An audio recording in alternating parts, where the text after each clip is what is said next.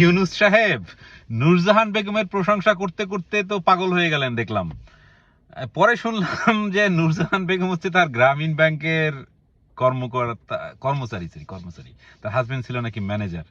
মাফ চাই, আল্লাহ মাফ করেন আমারে, আমি আবেগ আপ্লুত হয়ে পড়ছি। এই গ্রামীণ ব্যাংক পরিবার দিয়ে বাংলাদেশের স্বাস্থ্য মন্ত্রণালয় বাঁচাইছে। আল্লাহ মালুম, আমি জানি না। তো স্যার, আমিও তো আপনার একজন ভক্ত। আপনার ইউনুস সেন্টার বা আপনার গ্লোবাল সোশ্যাল বিজনেস এগুলোতে অনেক কার্যক্রম চালিয়েছি, কাজ করেছি। তো স্যার, আমারও একটা পজিশন দিলে কেমন হইতো? একটা পররাষ্ট্র মন্ত্রণালয়ের দায়িত্ব দিতে পারতেন। সেগুলো না দিয়ে সব আপনার এই যে গ্রামীণ পরিবারে ঢুকাইছেন। এখন 500-র অধিক বা 1000-এর অধিক যখন আমাদের শিশু মৃত্যু হচ্ছে, সেই দায়িত্বটা তো স্যার আপনাকে নিতেই হবে। আপনি কিভাবে এই দায়িত্ব হারাবেন স্যার? আজকে হারাইছেন, কিন্তু কালকে হয়তো পারবেন না।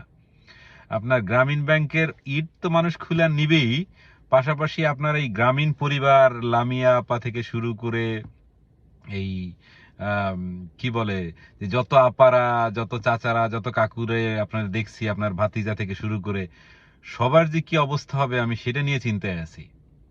আর সবার আগে আপনার হওয়া উচিত ছিল, কারণ আপনি জেনে শুনে বুঝে আপনি আপনার টিম, সেই লাগানের ডাঙ্গুলি টিম দিয়ে আপনি দেশ চালানোর চেষ্টা করছেন।